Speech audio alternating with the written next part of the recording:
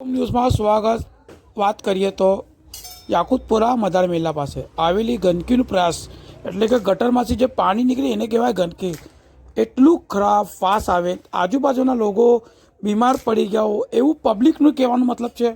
રજૂઆત on number 6 ને કરતાં બી એ લોકો સાંભળતા કેમ નથી? હવે એવું લાગે છે ત્યાંના રહેવાસીઓ એવું કહે છે એમના કાન બંધ કરી દેવામાં આવે છે.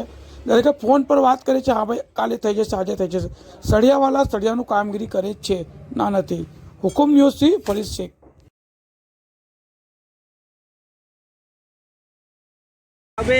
આ કયો વિસ્તાર છે અને શું સમસ્યા છે તમારી? યાકુતપુરા અજબરી મિલ હજરત એપાર્ટમેન્ટ પાસે, હા, મદાર મસ્જિદની સામે પાણીની ગટર 4 મહિનાથી તકલીફ છે સાહેબ. તંત્ર કોણ જાણે શું કરી રહ્યું છે, ઊંઘી રહ્યું છે કે જાગી રહ્યું છે કે ખબર જ નથી પડતી.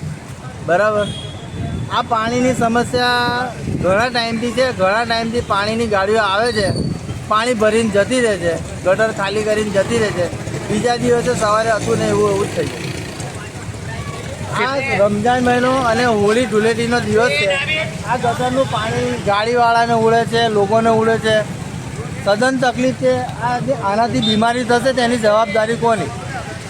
કોર્પોરેશનમાં ઉગ્ર રજૂઆત કરી છે તમે? કોર્પોરેશનમાં ડેલી સર્વિસ રજૂઆત થાય છે સાહેબ. સાહેબ એક જ વાત કરે છે, કામ થશે થશે થશે. તમારી શું માંગ છે? અમારી માંગ એક જ છે કે ગટર વહેલી તકે ખાલી થાય ને આ કોરું થઈ જાય. તમારું નામ? મારું નામ મોહમ્મદ સમીર ગુલામ મયુદ્દીન શેખ.